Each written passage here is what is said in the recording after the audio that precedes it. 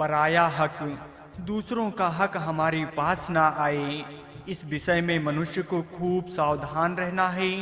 अपनी खरी कमाई का अन्न खाओगे तो अंतःकरण निर्मल होगा, और अगर चोरी का, ठगी का, धोखेबाजी का, अन्याय का अन्न खाओगे तो अंतःकरण महान अशुद्ध हो जाएगा।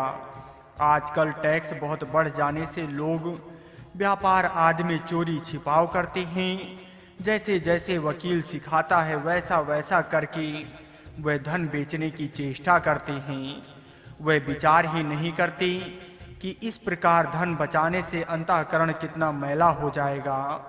एक संत कहा करते थे कि शुद्ध कमाई के धन से बहुत पवित्रता आती है।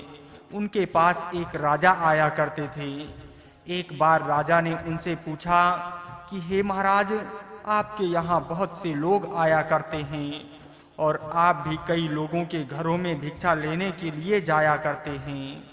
ऐसा कोई घर आपकी दृष्टि में है जिसका अन्न शुद्ध कमाई का हो?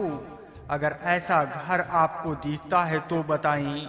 संत ने कहा कि आमुक स्थान पर एक बूढ़ी माई रहती है, उसके घर का अन्न शुद्ध है। वो उनको काट कर उससे अपनी जीविका चलाती है।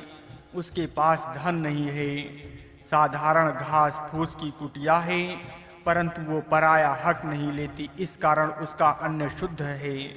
ऐसा सुनकर राजा के मन में आया कि उसके घर की रोटी मिल जाए तो बड़ा अच्छा है। राजा स्वयं एक भिखारी बनकर उसके घर पहुंचा और बोला, हे माताजी, कुछ भिक्षा मिल जाए। वो बूढ़ी माई भीतर से रोटी लाई और बोली, हे बेटा, ये रोटी ले लो। तब राजा ने पूछा, हे माताजी, एक बात बताओ कि ये रोटी शुद्ध है ना? इसमें पराया हक तो नहीं है? तो वो बोली, देख बेटा, ये बात है कि ये पूरी शुद्ध नहीं है, इसमें थोड़ा पराया हक आ गया है। एक दिन रात में बारात जा रही थी। बारात में जो गैस बत्तियां थीं, उनके प्रकाश में मैंने ऊन ठीक की थी। इतना इसमें पराया हक आ गया है, इसके सिवाय मेरी कमाई में कोई कसर नहीं है। राजा ने बड़ा आश्चर्य किया कि इतनी सी कमी का भी इतना ख्याल है। दूसरे के उस प्रकाश में हमारा क्या अधिकार है कि उसमें हम अपनी ऊन ठीक करें? दुर्गति का कारण शरीर बहुत ही प्यारा लगता है, पर ये जानने वाला है जो जानने वाला है, उसकी मोह ममता पहले से ही छोड़ दें। यदि पहले से नहीं छोड़ी तो बाद में बड़ी दुर्दशा होगी। भोगों में, रुपयों में, पदार्थों में आसक्ति रह गई, उनमें मन रह गया तो बड़ी दुर्दशा होगी। सांप अजगर बनना पड़ेगा, भूत प्रेत पिशाच आदि ना जाने क्या क्या बनना पड़ेगा। एक संत की बात हमने सुनी। विरक्त त्यागी संत थे, पैसा नहीं छूते थे और एकांत में भजन करते थे। एक भाई उनकी बहुत सेवा किया करता था, रोजाना भोजन आदि पहुंचाया करता। एक बार किसी जरूरी काम से उसे दूसरे शहर जाना पड़ा तो उसने संत से कहा कि हे महाराज, मैं तो जा रहा हूँ। तो संत बोले कि हे भैया, हमारी सेवा तुम्हारे अधीन नहीं है, तुम जाओ। उसने कहा कि हे महाराज, पीछे ना जाने कोई सेवा करे ना करे, मैं 20 रुपए यहाँ सामने गाड़ देता हूँ, काम पड़े तो आप किसी से कह देना। बाबा जी ना ना करते रहे, पर वो तो 20 रुपए गाड़ ही गया है। अब वो तो चला गया, पीछे बाबा जी बीमार पड़े और मर गए, मरकर भूत हो गए। अब वहाँ रात्रि में कोई रहे तो उसे खड़ाओं की खट खट खट आवाज सुनाई दे। लोग सोचे कि बात क्या है। जब वो भाई आया तो उसे कहा गया कि यहाँ रात को खड़ाओं की आवाज आती है, कोई भूत प्रेत है, पर किसी को दुख नहीं देता। वो रात्रि में वहाँ रहा, उसे बड़ा दुख हुआ। उसने प्रार्थना की तो बाबा जी दिखे और बोले कि मरते वक्त तेरे रुपयों की तरफ मन चला गया था, अब इन्हें तू कहीं लगा दे तो मैं छुटकारा पा जाऊंगा। बाबा जी ने रुपयों को काम में नहीं लिया, पर मेरे लिए रुपए पड़े हैं, इस भाव से ये दशा हो गई। अब वे रुपए वहां से निकालकर धार्मिक काम में लगाए गए। तब कहीं जाकर बाबा जी की गति हुई। वृंदावन की एक घटना हमने सुनी थी। एक गली में एक भिखारी पैसा मांगा करता था। उसके पास 1 रुपए से कुछ कम पैसे इकट्ठे हो गए। वो मर गया।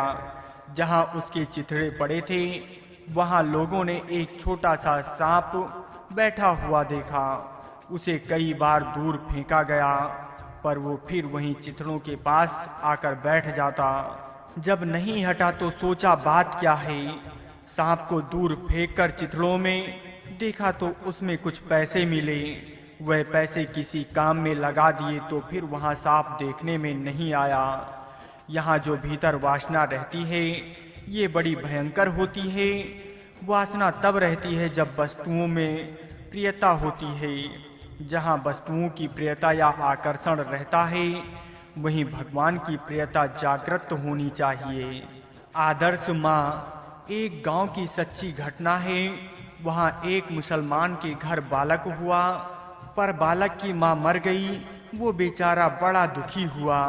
एक तो स्त्री के मरने का दुख और दूसरा नन्हे से बालक का पालन कैसे करूं इसका दुख। पास में ही एक यादव रहता था। उसका भी 2-4 दिन का ही बालक था।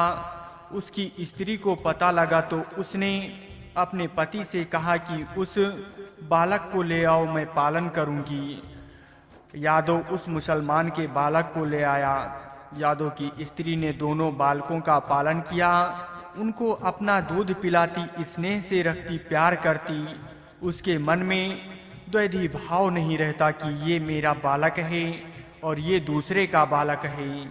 जब वो बालक बड़ा हो गया, कुछ पढ़ने लायक हो गया, तो उसने उस मुसलमान को बुलाकर कहा कि अब तुम अपने बच्चे को ले जाओ और पढ़ाओ लिखाओ, जैसी मर्जी आए वैसा करो।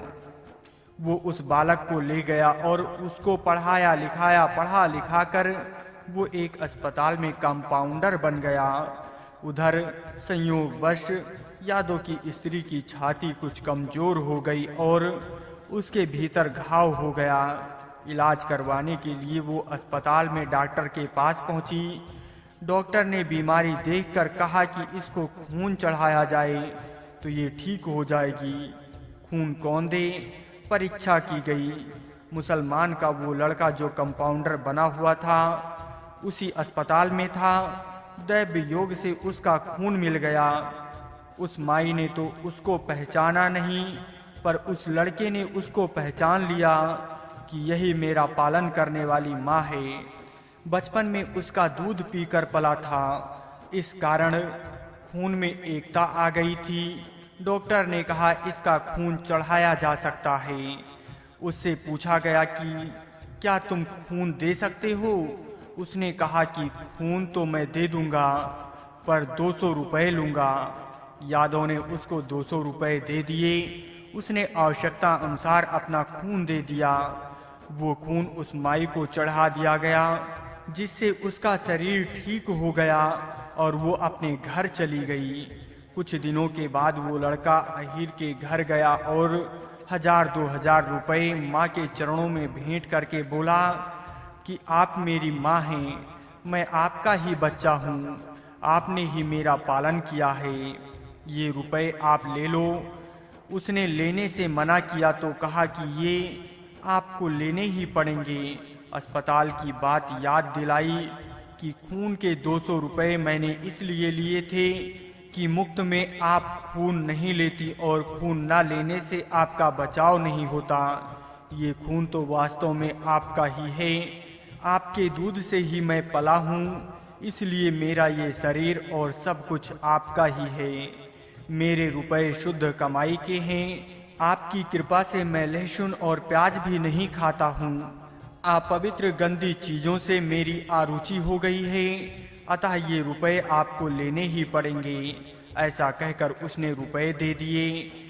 यादव की स्त्री बड़े शुद्ध भाव वाली थी, जिससे उसके दूध का असर ऐसा हुआ कि वो लड़का मुसलमान होते हुए भी अपवित्र चीज नहीं खाता था।